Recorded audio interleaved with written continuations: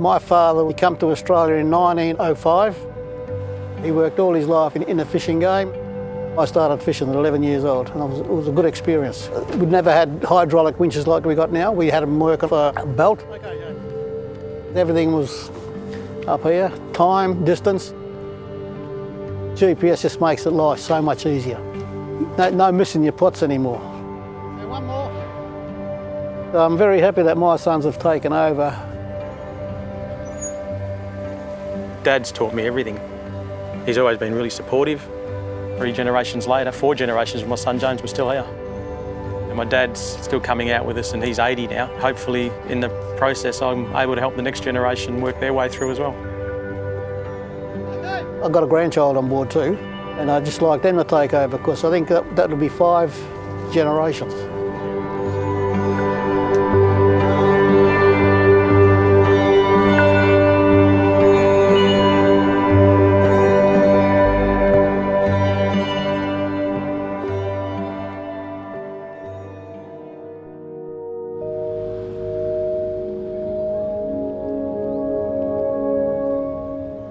My father came from England, and he introduced jet boats to the industry when he realised that the reef here had a lot of crayfish. He could get to places that you couldn't get to with a propeller. And that was the beginning of it. I have great admiration for Mum. She has worked so hard. It's a family business. I expanded into growing pearls, and then I started making jewellery, which I really enjoy. My father's contribution was building boats, and mine expanding the business into pearling and tourism, sustainable tourism.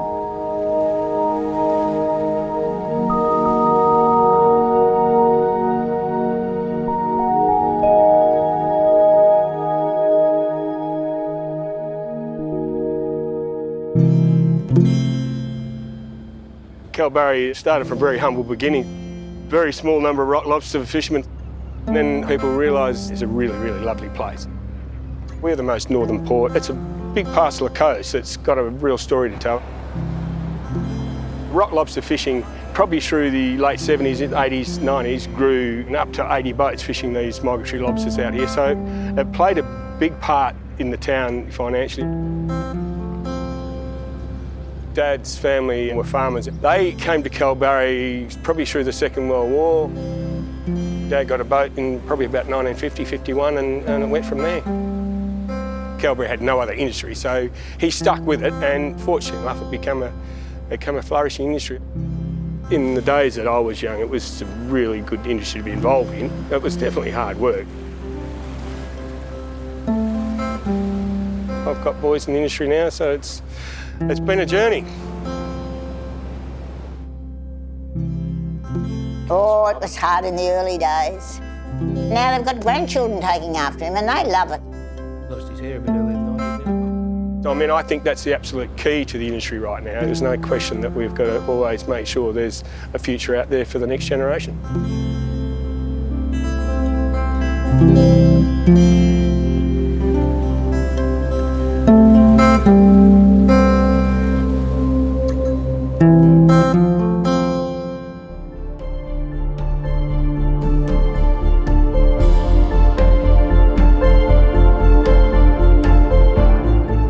Australia is recognised as one of the cleanest and pristine water environments in the world. Cervantes is just a beautiful little town. You know, it hasn't got the hustle and the bustle, although it has got it come lunchtime when the lobster shacks operate and it gets a bit crazy. Dad made the decision in about the mid-60s to go fishing. And who would ever have thought he would be where we are now? All of us followed in his footsteps, even all his grandsons now. Every single member is involved in the fishing industry. Creating the lobster shack was something that was just an evolution, but it's always something I was interested in. It has all the certification to do whatever type of production we want to do, whole raw, whole frozen, steam cook, we steam our lobsters. It is a bit of an icon now and something to be really proud of. We do deep sea fishing charters and we're now doing sea line tours. Now we've got seal of approval, which can take up to 40 passengers. In all fairness, you've got to be pretty proud when you think about how it has evolved. I have no apprehension at all that this industry is going to be here for our great-great-grandkids.